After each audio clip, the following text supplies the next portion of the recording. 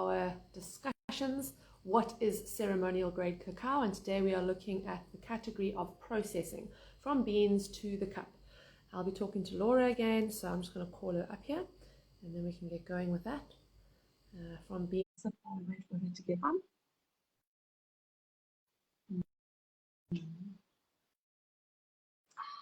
Much gratitude to this beautiful medicine that actually brings us together. That's how I know Laura.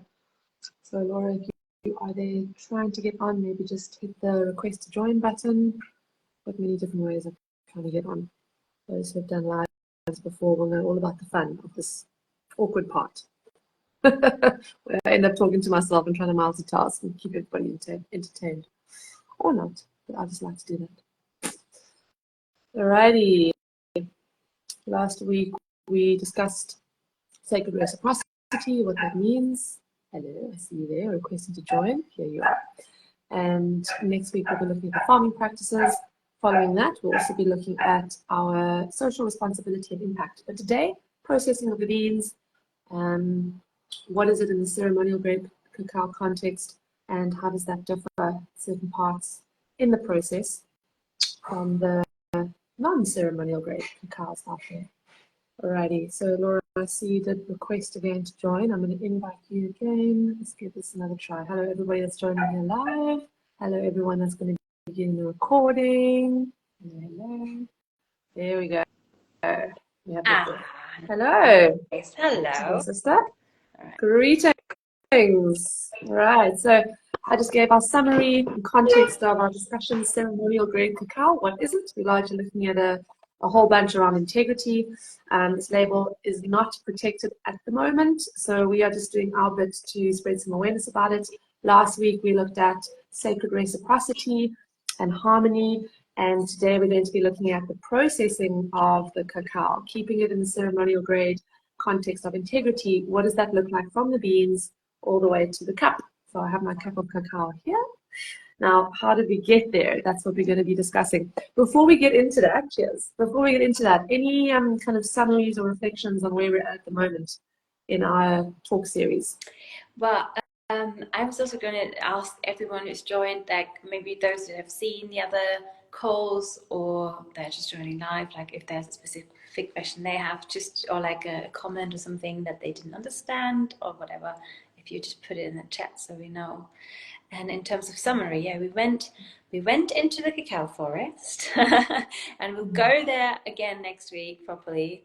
But today it's because we've been so much like focusing on the term ceremonial grade, where that comes from, what this might mean, and what this might mean for the cacao and its origin as well. And now it's more so focusing on how this relates to how we get the cacao in our cup, right? A bit like the later stage of the journey. Cool. So I would like to start this off by actually jumping to the opposite, like on the other end of the spectrum of how we can actually get the cacaos to be in a form that is used in the large chocolate industry. So a very commercialized process. The beans, a lot of them actually don't go through the full process of fermentation to start, because this cuts out time and time equals money, right? And then also the beans are not allowed to naturally dry, because this also takes some time. And this is done with a very high heat in these massive vats, and they basically just roast it as quickly as possible. Now, just on a nutritional level, there's a lot there that's going to be compromised. The antioxidant count will lower. So there's a lot there just on the very physicality, you know, the 3D practical approach that most of us can just go and research on the internet. But what isn't so much available is what we're going to be talking about with that, the integrity of everything, not just the properties in the cacao. So Laura's going to also talk a little bit about when it comes into our cups, into our homes, and how we can make that a little bit more sacred. So that's kind of what we don't want in the ceremonial context. And I've been very fortunate to visit some small-scale farms in Bali where we source our cacao from. And I know, you know, if we've been fortunate enough to travel or you live in the equatorial belt, maybe you also have been exposed to just seeing how people work with cacao on the land. And this will be going to go into a little bit more next week. But then once those pods have been taken off the trees, and this is a very manual process, These cacao pods are heavy. They're carried manually on the back or in arms. And then often there's another mode of transport needed to get them to where they kind of are bought from the farmers. So we can talk about a cooperative or association. And it's now at this point that we are interested to start our conversation today. And there, from what I've observed and the people I've been working with in Indonesia and specifically in Bali, it's a very lengthy process. Now this is, of course, there's the whole farming, growing piece that we're going to be looking at next week. But before the cacao can actually be utilized, the chopping of it and the melting of it, the form that we get in our ceremonial grade cacao paste, there's a bunch of steps that need to be there, right? We need to get the beans into the paste form. And traditionally, how this would be is just stone on stone and very manually. These beans were ground down. It's very time consuming, and you get that bit of heat that's added because of the friction. So stone on stone, if you've ever had to do this yourself or just to make fire, you know, friction creates a bit of heat. And the natural way of that happening creates this paste. And that's why we call it a ceremonial cacao paste, because once that grinding has been done, forms this paste, quite bitty still. And then at room temperature, that will set. So the temperature fluctuation here is very low. It's just enough heat added because of that manual process. Before that happens, though, the beans need to have gone through natural fermentation, and this can take anything from 5 to 10 days, just depending on the conditions and the climate at the time. And the fermentation, I mean, we can maybe get an expert to talk about that at some point, Laura, because that is just the most incredible microbial dance of the universe. I heard somebody once explain it as. It's just such a fantastic, incredible process that happens there with all these organisms that just know what to do. And it changes the chemical composition in that cacao bean. So it's no longer a green bean or a raw bean. It's fermented, and it needs to be fermented so it kills off the germ, and this is what would otherwise just start sprouting and become a new cacao tree. It also makes sure that any pathogens that are harmful for us are killed off. So that fermentation is needed, and you can't extract that. Loads of people advertise for raw cacao because the whole raw movement. However, if you've ever heard of kimchi or sauerkraut, or the goodness of the fermented food for the guts, you might understand why this is a very important process, because for cacao particularly, it really helps when it's fermented, that actually helps our body to metabolize all the goodnesses and all the goodies that are in cacao. Yeah. Well, let's just pause here at the fermentation, because this is also fascinating. Before the fermentation, it is possible to eat, we just say eating the cacao raw as a fruit, but the beans themselves are not edible. They are gross, and we spit them out. They're way too bitter. Oh, it's actually the flesh that coats the beans. I would oppose this. I would totally oppose this. But it's obviously different beans and different tastes as well, right? But I've been tasting cacao beans raw in Guatemala, and I love them. And they were purple inside. They were really like bitter. They were really bitter, right? But I loved it. Bitter. And it was really. But was it? Sorry, and I got them. Was it the actual beans? Yes. Was it the actual beans that you ate, or the flesh around it? No. I mean, that was both, enjoyable. But the beans are really bitter. I really liked it. The flesh around it is lovely, fruity, almost like, I find it's like a mix of peach and pineapple kind of taste, and that really gives you a buzz as well. Like, I was proper buzzing, but that's also a good distinction to make. So when you eat cacao raw as a fruit, like with the seeds and whatnot, the buzz you don't get necessarily yet from the beans so much, because they first need to be fermented, and also through the fermentation, the goodies from the compounds from the fruit flesh goes into the beans, right? And so in the raw format, really, it's the juicy flesh that gives you a buzz. And there's, people do alcohol with it or juices or whatever, so that can also be used. But the bean raw is, but too much of it is also not good. It's too bitter for the stomach, for sure. I wouldn't recommend eating too many. Eating too many of the beans. I mean, the flesh, though, I would suck off the flesh around the beans. For anybody that doesn't know what we're talking about, it's the actual seed that Laura was saying is actually purple, but until it's gone through fermentation and drying. And around that is this white flesh. And if anybody knows what a lychee is, or it's like a lychee in some countries, it's like that flesh. And you just kind of suck it, maybe eat it around, and then you just spit out the bean. And I can have a whole cacao fruit like that, no problem. But one of those purple beans, so I take my hat off to you. This is personal preference, of course. And it's the, yeah, so like Laura said, that fermentation process is so important because that actually makes the cacao digestible to our guts a little bit more than maybe just Laura's gut for the purposes we're talking about. But it also depends on the source of cacao. Obviously, we'll go into another time, like the whole, we'll go into that you know, week, what yeah. people know mainly is like Criollo, Forastero, etc. Yeah. These are all that's just nowadays so much more complex. But we'll go into that. But there is a difference in cacao beans, and depending on the oranges as well. And it ties into what Fran said at the beginning about all the like commercial chocolate that obviously wants to avoid manual labor or lengthy processes. Same with the cacao beans. The commercial people want to have beans that are really easily peeled and, you know, have much more harvest, you know, versus what we're talking about is usually strains that are a bit harder to get to, and there's less harvest you get and such, and again, it costs more money, right? So it comes into what you said at the beginning. Yes. Yeah.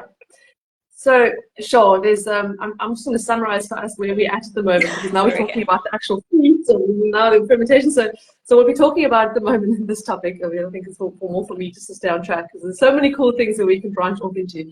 So we're talking about basically the bean to cup process, and it's very different to commercial beans, how they would process that. They want to have as many beans as possible, as quickly as possible. And machines can do a lot of this. Yeah, we're interested in also the human component, as we talked a little bit about last week, and we're going to get into another topic on impact and social responsibility. So when the cacao is cracked open, there are all these beautiful beans that are actually purple inside before they go through fermentation, and they have a flesh around them. Now, when these are left to ferment, all the beans are cracked open, or the pods are cracked open, and all the fruit is taken out. And that's left to ferment in big batches, depending on the different place. It might be just out on the tarpaulin, it might be in a wooden vat. And the idea is that the fermentation of the flesh starts to change the actual seed inside, and that starts to also, heat is generated through fermentation. And so these beans, as they go through their, let's just say 7-day odd process of fermentation, the beans are turned. So it smells like, if anybody's been to a wine farm in South Africa, we have quite a few of those, it smells very much like that. It's like a liquor that starts, an alcohol that starts to get created, but this actually runs off, and a lot of people will collect the liquid, and then, you know, what have humans done with anything that can ferment over the years? Is the whole course of human history, they make alcohol from it. So coming back to the beans, now these beans eventually start to lose that fleshy coating because they're going through the fermentation process, and this amazing microbial dance of the universe is taking place. And this changes the beans so that they are more digestible for our system, kills off any pathogens that are harmful for us, and it also kills the germs that don't continue to sprout. So now the bean is hopefully, in the ceremonial grade cacao context, ready. Fermentation has been completed. There's actually 2 rounds of fermentation that need to go through, but that's getting too technical. Now they need to dry because they're wet. And if they stay wet for too much longer, they're going to start to go moldy. This is also in the tropics, and there's a lot of moisture in the air. So the beans need to be dried, and we don't want to cut corners in this process either, because we mentioned earlier, the heat, if we take it too high, it also starts to degrade not only the nutritional component, but there's an energetic kind of, you know, spiritual component there as well.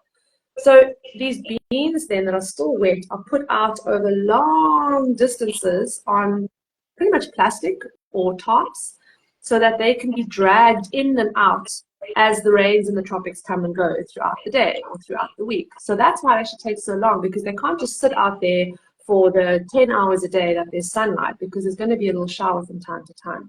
There might be other ways of naturally drying it in a little bit of a greenhouse, for example. At least then it's got a bit of a covering, but it still takes time. It's like a hothouse.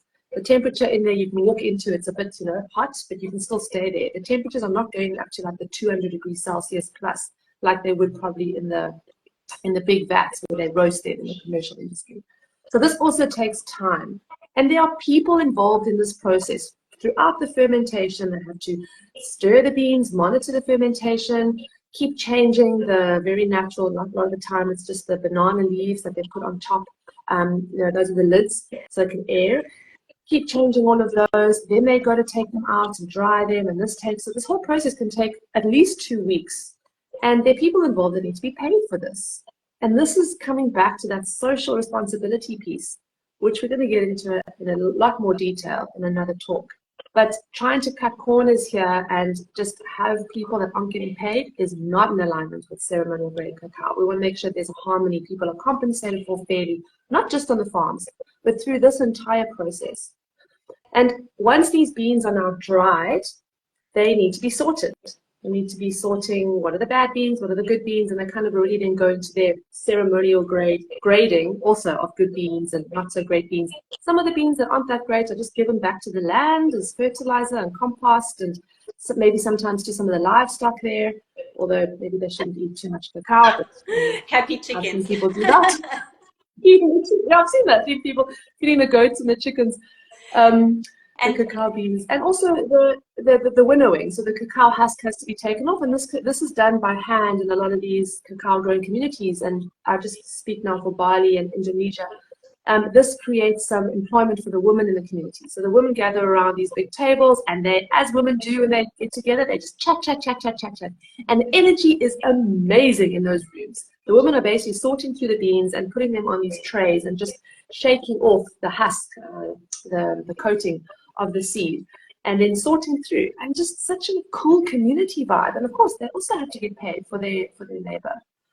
So that's where I'm going to stop there and hand over to you, Laura. And here we have a good example as well for social impact in terms of also in money. Again, you mentioned it several times. So when we think about the sorting process, this is something that's important to mention, because lots of people that produce. So there's different approaches to how people pay these women that sort the beans, right? Some pay them for the amount. Most people, actually, most pay them for the amount that they give them. So I receive a certain amount of beans from the ladies, and then I give them the money too. The problem here is, do you think they're going to sort out 30% of the beans? Because usually it's 30% of all the beans who have either insects or mold or some kind of problem which should not be in the best cacao. No, they would of course not sort that out, because that means 30% less of payment. So there is a big difference, and that's really a subtle one which most people are just not transparent about, but it's worth asking to, if they're paid for the whole, like for their time, for example, or they're paid for example, Keith used to do this, where he would pay them for the amount of beans that they would get to start with, not for the beans that he would then get. So these kind of things. So, and I'm talking about Guatemala as well, specifically because that's where I've been. So Fran has been in Bali, and I've been in Guatemala seeing these processes. And also the women, what I love about is being a mother myself, it enables them to do that at home with kids as well, and they're peeling like by hand, and some shake it out, others you need to peel by hand. It can be, it is quite a, it's proper labor, proper manual endurance task. And so that's another thing that I just want to thing in here. And then we go into after it's peeled and sorted properly, we go into the roasting or toasting, and there's also differences. Some decide not to do that, others decide to heat up, different flavor profiles, different traditions, etc. But also here I want to say roasting, first of all, activates that chocolatey flavor that we know. But fire, first, being roasted by hand manually on a fire, there's a way more control, and it's only in a small batch you can roast. You can only roast so many beans on like a little hob, and it takes lots of shoveling in. If you've ever roasted almonds or any nuts in your pan, you know that you think like, oh yeah, it's fine. Oh, it takes ages to change. Oh no, they're burned. You're so quick, right? And so you really need to be present with that. And fire, and same goes for fermentation. We think about heat. Fire is transformation. So French is that on a just physical, scientific level, the fermentation is important, or roasting can be. But for the spiritual, energetic level as well, the fire is transformation. So in the right amount, fire can illuminate, fire can heat up our food and help us cook, fire can keep us warm, but also fire can destroy, right? So again, we are entering an interesting level of just awareness. Yeah. And Yeah. taste. And yeah. So this is such an interesting, like, real niche now that we're going to go into around this. So I've brought this up with quite a few people around this particular point. So now we've got the beans, they're ready to be converted. Let's just say that for now. They're ready to be converted into the paste. And this needs to happen with a little bit of heat. Now, too much heat, as Laura said, we don't want. And there are certain traditions, certain countries that don't use the heat. They don't have it fire kissed. I also love how someone once said that, not fire kissed, because that's exactly what you want, just a little mwah, not a amount. And then that gives the little bit of the profile coming out as well, the flavors, and it can burn very easily. Okay? We can kind of degrade everything that's in there. And then that cacao needs to somehow get into the paste form. So if you're not going to be using the roasting into this next phase, you just kind of skip the roasting, which you really have to monitor and be present with, as Laura said. Or you go to the next phase. And now, again, manually, if this is a traditional practice, it would be done by hand. And there would have to be a little bit of heat underneath the stone or the plate or whatever it is, because that bit of heat is needed just to make the manual process easier. If anybody's tried to make their own cacao paste from beans, you'll know how difficult it is. I had someone doing this last year here in South Africa in winter, and it gets really cold here, even in the houses. And she struggled. She was there for hours grinding away with a pestle and mortar, and she got like half a cup of cacao from that. Yeah, wow. See, so yeah. what happens in like the small, I wouldn't even call them factories. I mean, this is what I've seen in Bali. It's a room. They call it a factory because there's not another name for it. But it's not these massive warehouses with loads of machines and just a sterile environment. Obviously, it's sterile enough to be hygienic. But there's one little machine they call a ball mill machine, and it mimics this friction that is created where we take the hand manual technique of stone on stone. And it has two balls in the machine, and basically the balls just spin. And that creates enough of the friction to add enough of the heat and enough of the friction for it then to go into the paste, often referred to as liquid gold. Yes. And that then runs out. Now, this machine, the temperature of this machine, because it's a machine, it's going to increase with heat. It's monitored and has a cooling system attached to it. So I can't remember the degree it doesn't go above, but I definitely don't think it goes above 50 degrees Celsius. So in terms of the raw food movement, we're trying to keep the cooking part or the processing part at the lowest possible temperature.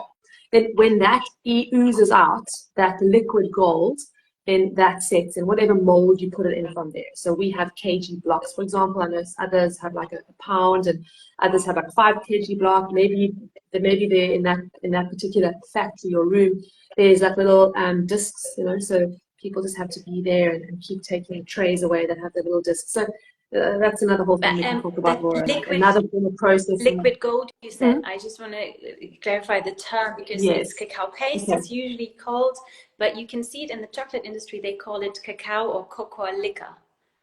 So yes, like kind of like so. But liquid gold sums it up really well. And these little factories can also just be called a workshop. I think that might be easier to understand. A workshop. I like that. Yeah. And because it can be misleading. In Guatemala, for example, they use, or Keith specifically, he uses an old mill, like a corn mill that has been adjusted to have the finest grind. And that's still stone and it's still manual labor, but it's instead of one person only having to grind by hand, they can do it in a bigger kind of mill environment. Yeah. And there's going to be numerous ways of doing this. It's so this we can go into so much detail with as well. And I'm still learning about how all these different ways of doing it. And let's just jump to the commercial industry. There would be, of course, because we wanted to get the biggest yield through as quickly as possible. So the cheapest beans are bought at the lowest price. Well, the lowest price. So there's a whole piece there on lacking integrity and social responsibility, all of that. And all these beans then are just piled into these massive roasting vats. and the beans roasted, and then they're chucked into the next one, and they basically are ground down at a very high heat because it makes the cacao run through quicker. And then that's brought out, and you know, from there's a whole nother kind of thing for them to separate the butter out if they want, sell that off to the beauty industry a lot of the time, keep then the powder, and then that's what's often used in chocolate making or cooking or whatever. So that's an area we're not going to go into, but just to show the difference between such a very manual intensive and labor intensive and a lot of people involved kind of process, minimal processes. So we talked about 3 different processes here: drying, fermentation, drying of the beans, sorting, another one, and then I suppose the peeling, the grinding. Yeah, and then the grinding of the beans to try to get it into the paste form until it sets at room temperature. And anything to add to that? And where obviously, so that's really where the ceremonial grade, you know, which is again not protected, so any cacao powder could call itself ceremonial grade, but what we're talking about, pure intentional reciprocal cacao, should stop there. It's at the making of the cacao paste. Yes. And the thing is, what that means is that just simply slightly heated cacao paste that comes out is put into a mold, like a form, a mold, where it can set and cool down, and then we have this brick of cacao paste, and that's it. What it leads to, though, because it hasn't been heated again, is that if you've ever had an old chocolate that's a few years old and you open it and it's like white and has a weird pattern in it, that's a result. It's not bad, it's not moldy, but it's the result of the cacao butter and the cacao solids separating themselves. It's called bloom, and it's a beautiful process, and it happens when the cacao isn't tempered and heated repeatedly. So when you put oil into water and you shake it really, really, really well, you might get a nice emulsified lotion after hours. If you don't, if you just shake it once, it will very, very quickly separate again. And that's what happens, and that's why when you look out for ceremonial grade cacao, you want to have bloom. That's a really good indicator for you to know it's at least minimally processed. And also, when people need to reheat their cacao, it's often because we talked about the sorting process. And so when people don't sort the beans properly because they want more money, right? That means there's moldy beans and all sorts of like insects and whatnot beans in the cacao. They have to heat it so high that it kills off the bacteria, which also kills off all the other good nutrients. But that's often the problem, right? I'm so glad you mentioned the bloom, because that's such an important point to bring in here. We bring the cacao in from Bali and we sell it here in South Africa, and every now and then someone will just send us an email or something and say, I think there's something wrong with my cacao because it's got these white kind of swirls on it, or when I chop it it's a bit crumbly, but previously it wasn't crumbly, and all these different ways that it can be. And I'm like, that's great, because what she's showing us again, the spirit of cacao, is to value uniqueness, because each block of cacao, each brick, should be different, because the process has been so unique as we've gone, and there might have been a second delay from this bean and that bean going through something. And then also, obviously, you know, it's not been tempered.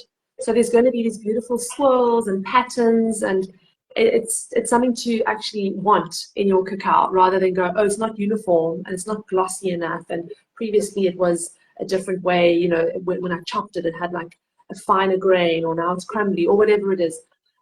So to value uniqueness, I think that's just such a beautiful lesson that can come from this. I love that, especially in our society where we kind of aim for this, like, oh, we all need to look the same again for this beauty standard or whatever kind of thing. Like, yeah, what are we? Yes. And maybe it helps you all now to understand, because I think we need to probably break off. So we might do the what do you do at home cacao honoring maybe later, maybe in a different one.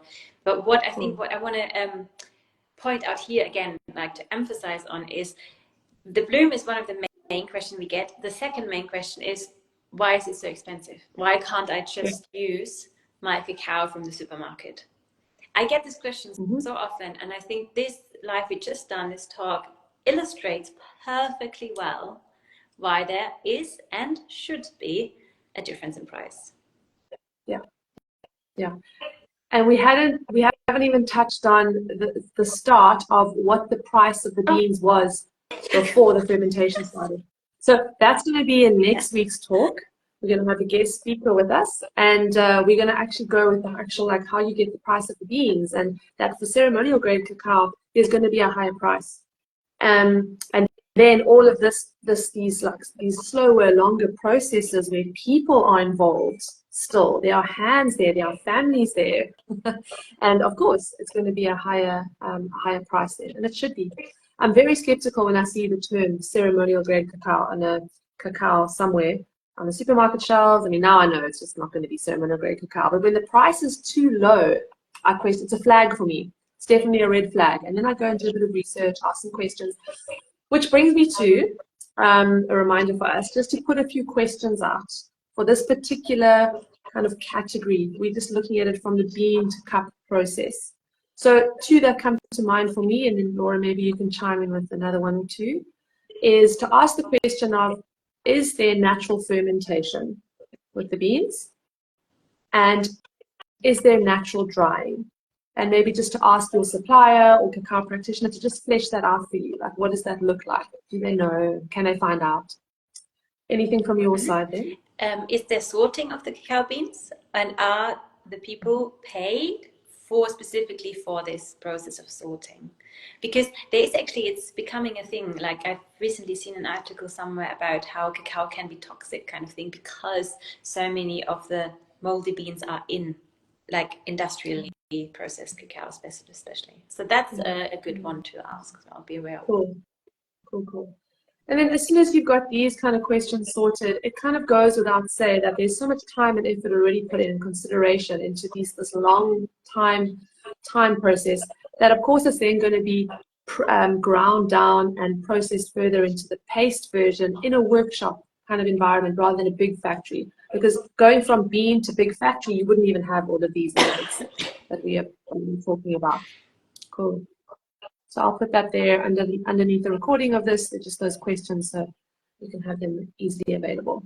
And then also, thank you. Think about what is the price? What is the price? Yeah. And when we come back to intention, because at the beginning we talked about ceremonial grade, and ceremony is always with an intent. Like, that's why we perform ceremony. So if we want ceremonial grade cacao and we have a specific intent with it, are we willing to pay the price? Yeah. Because it's a very specific thing we are working with. Spirit we are working with, I think. I just want to kind of close this off and go, and PS, because this question comes a lot, so just another minute here, on can we use cacao powder for ceremony? Now, we'll just literally both of us just touched one sentence on this. So I'm just going to take us back a little bit to where Laura and I were saying, okay, so in the workshop, the beans that have already been sorted and dried naturally and fermented, then I get put into these very small machines, and there's balls in there that create this kind of friction, and from that, the paste comes out. When that solidifies at room temperature again, whatever form of mold it's put into, we get this brick that we just continue to call paste. That's a bit misleading. It's not a paste anymore, but we call it it's a just paste. A hardened, and that's ceremonial grade. Paste. Yeah, it's hardened, right? Now, from there, anything furtherly processed is not ceremonial grade cacao. To get the cacao butter and the cacao powder, you do have to go through another form of processing, and it's no longer a whole food. Yes, agreed. Right? Absolutely. So 50 to 55% of the actual beautiful ceremonial grade cacao block paste is the cacao butter, the fat. And that's so important that remember that. It's a whole food as nature intended still, like the bean. It works. So anything further, powder, butter, it's not ceremonial. It works. It cannot be used in together ceremonies, for in my reasons. opinion. The nature designed it for a reason, with that amount of cacao butter, for again our bodies to metabolize, and the butter itself has amazing compounds and nutrients. And it's perfectly summarized. Fran, thank you so much, because I cringe when people ask this. I think they don't know. So that's why we're here and we talk about this. But please, like, if you called it a cacao ceremony, or like you can't just add cacao butter and cacao powder together and, you know, make it then say it's a hot chocolate circle. Why not, right? Like, call it hot chocolate. Yes. It's not bad. Hot cacao. Why not? But it's just also great. I love a woman's circle with some hot chocolate. I don't necessarily need the ceremonial cacao there, but be honest. And also, don't be shy and afraid of like asking the people, and really call them into that conversation as well. If you attend somewhere, I attended a women's circle where she said there's a little cacao ceremony in, and I asked what cacao it is just out of interest because I just love cacao, and I was like, oh, what are you using?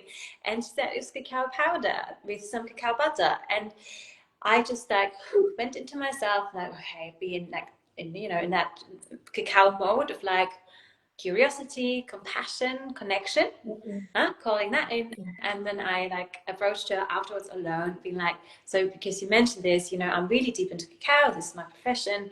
I'm just curious to know, have you ever tried the real thing, or why would you then use powder and butter? And just start the conversation, be kind. They might not know. And since then, she's been in touch with me about it, and it ended up to be like a really like she was in her integrity again, and that was great. Yeah. Lovely, lovely. And that is exactly our intention for this talk series. It's just to put the information out there that you might not know. So again, we're not here to shame anyone. We have our opinions coming into fact as well. So this is just from our personal experience, how we have been called to work and serve Spirit of Cacao. I just think of as soon as we adding things back to try and make a whole food, it's like we're taking the spirit and we kind of it's like, for me as well, sometimes using a blender, I definitely don't use that for ceremony, but if I'm using a blender, I'm like, I'm putting a soul in there and I'm blitzing it up. And it's a similar thing when you start to like take the different components and put them back together. Not to mention just on the properties, the physical properties, we've lost antioxidants, we've lost some nutrients, all of that. But now if we're working spiritually, like why go and fragment something and then try to piece it back together? Just use the whole food from the beginning, from the get-go, and educate yourself and have these conversations like Laura says. This is hopefully going to stimulate thought process, of course. It might be triggering for you, but start conversations in your own communities. And please leave us comments, ask us questions, and we'll continue with the talk series as we go. Topics of interest. So pop us a comment down here. We should add a talk, friend, about preparation, because you mentioned blender, and I think this is a really good one to talk about. Yeah. Again, all these lovely controversial topics, like someone says, this is the only way, and it's like, in context of what? And what's the intention behind it? Maybe it's just a lack of understanding, or just like, this is the way I like it. Screw you, this is my way. You just say I shouldn't do it. And so, I love it. In the context of what? Yes. In the context of what? And also, PS, for everyone that's watching, I love a blender. Busy mom life. Just saying. Not for ceremony, but... I know. Like, you're a mom and your time is limited when you can get to making your cacao. But with again, the context of ceremony, we want to take that process and really slow it down and be super mindful and take our time. So the context of what? And it's the same, like you said, you were having a women's circle and everything. There was hot chocolate provided. Cool, great in that context. But calling it a ceremony, calling it ceremonial-grade cacao, this is what we are doing. We personally have an issue with that, and we are voicing our 2 cents here for those who want to listen. Thank you. Right. Thank you, sister. We'll see you next week. See you all again next week. Yeah, see you next week. Much love. Thank you to everybody who's listening live and getting the recording. We'll be back next time. Bye.